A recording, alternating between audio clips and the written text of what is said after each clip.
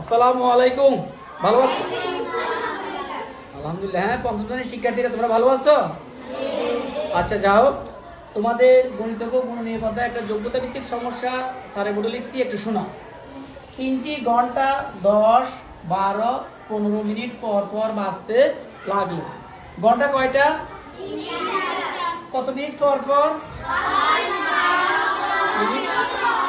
প্রথমে এই ঘন্টাগুলো একসাথে সবগুলো বাজছে, বাজার পর এগুলি আবার থেমে গিয়ে কোনো ঘন্টা 10 মিনিট পর, কোনো ঘন্টা 12 মিনিট পর, কোনো ঘন্টা 15 মিনিট পরে বাজবে।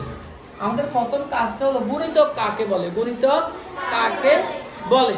গুণিতক কাকে বলে? একটি, মনে আছে তোমাদের, একটি সংখ্যাকে বা যে কোনো সংখ্যাকে বা একটি সংখ্যাকে,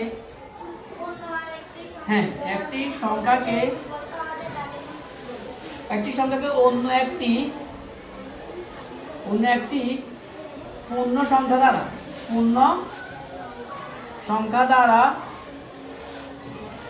দ্বারা গুণ করলে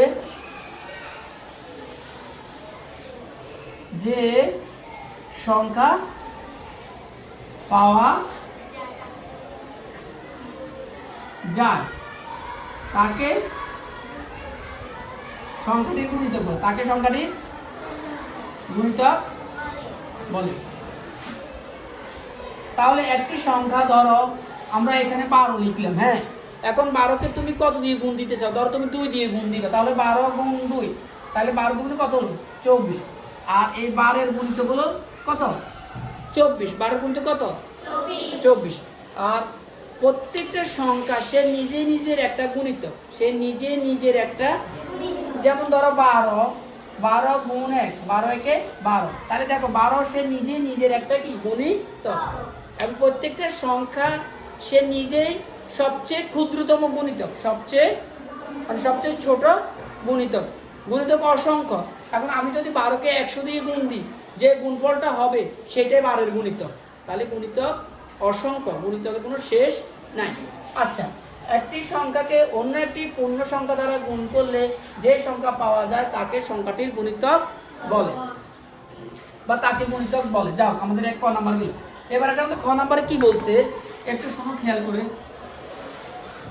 সর্বনিম্ন কত মিনিট পর ঘন্টাগুলো একত্রে বাজবে?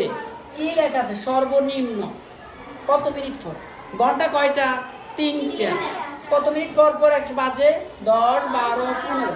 এখন আমাদের কত, এই ঘন্টাগুলো প্রথমে তো একবার একসাথে বাজছে, পরে আবার কত মিনিট পর এই ঘন্টাগুলো একসাথে বাজবে। আমরা এখন কি করব? কি লসাগু করব না গসাগু করব? কি করব? কি শব্দটা আছে? লসাগু। তাহলে এখানে কি লেখা আছে? সর্বনিম্ন, ক্ষুদ্রতম, অন্তর, ফর এরকম শব্দ থাকলে আমরা বুঝে নিয়ে এটাকে কি করতে হয়? লসাগু করতে হয়। কারণ সবচেয়ে ছোট গুণিতকটা বের করতে হলে আমাকে অবশ্যই লসাগু বের করতে হবে। তাহলে আমরা কি লিখতে পারি? 10, 12, 15 এর লসাগু হবে ঘন্টাগুলো পুনরায় একত্রে বাজার সময়। একত্রে বাজার সময়। এই যে এখন আমরা 10, 12, 15 কি বার করবো? লসাগু বের করবো। তাহলে 10, 12, 15 দাও, ভাগ দাও। কত দিয়ে ভাগ যায়? এমন একটা সংখ্যা বলছো 3 দিয়ে 2টাকে যায়। আর যদি আমি 2 দিয়ে দিই তাও 2টাকে যায়। আমি 2 দিয়েও দিতে পারি, 3 দিয়েও দিতে পারি। তাহলে আমরা 2 আর 3 এর মধ্যে যেটা ছিল সেটা দিয়ে দিই, সমস্যা নাই। আমরা 2 দিয়ে দিলাম। 5 দুগুণে 10, 6 দুগুণে 12, 15 যায় না, সেটা বসে দিলাম। এবার আবার কত দিয়ে দিবা? তাহলে 3 দিয়ে দাও। 5 তো যায় না, বসে যাবে। 3 দুগুণে 6, 3 5। এবার কত দিয়ে দিবে? দাও, 5 দিয়ে দাও। 5 একে 5, 2 যায় না, 2 বসে যাবে। 5 একে 5। আর কি যায়? তাহলে না গেলে নির্ণয় লসাগু। নির্ণয় কত পেলাম আমরা? 2 গুণ 3 গুণ 5 গুণ 2। তাহলে কত হলো? 3 দুগুণে 6, 3 দুগুণে 5, 6, 3 দুগুণে 60 মিনিট। তাহলে আমাদেরকে প্রথম যে প্রশ্নটা বললো যে কত মিনিট পর ঘন্টাগুলো একত্রে বাজবে। আমরা উত্তর লিখবো যে 60 মিনিট পর ঘন্টাগুলো একত্রে বাজবে। এরপর আসো ঘ নাম্বার। ঘ নাম্বার কি বলছে? সকাল 9টায় বাজলে আবার কখন বাজবে? সকাল 9টায় বাজলে আবার কখন বাজবে? তাহলে আমরা ঘ নাম্বারটা একটু এখান থেকে করে ফেলি। এখন তোমরা বলতে পারবা সকাল যদি একবার ঘন্টাগুলো 9টায় একবার বাজে আবার কখন বাজবে? আবার 60 মিনিট পর আবার, তাহলে 60 মিনিট মানে কয় ঘন্টা?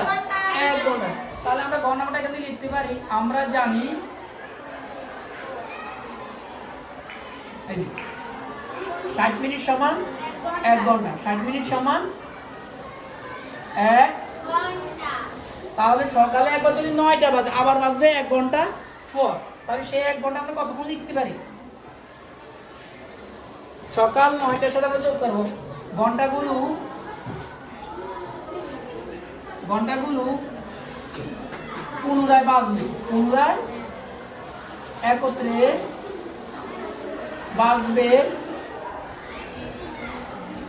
বাজবে সকাল একবার কয়টা বাজছে? 9টা যোগ 1 ঘন্টা। 9টার সাথে 1 ঘন্টা যোগ করলে কতটা হয়? তাহলে সকাল 10টায় আবার একসাথে বাজবে, ঘন্টাগুলো পুনরায় একত্রে বাজবে সকাল 10টায়, সকাল 10টায়। ঠিক আছে? আচ্ছা করো, সবাই তুলে নাও।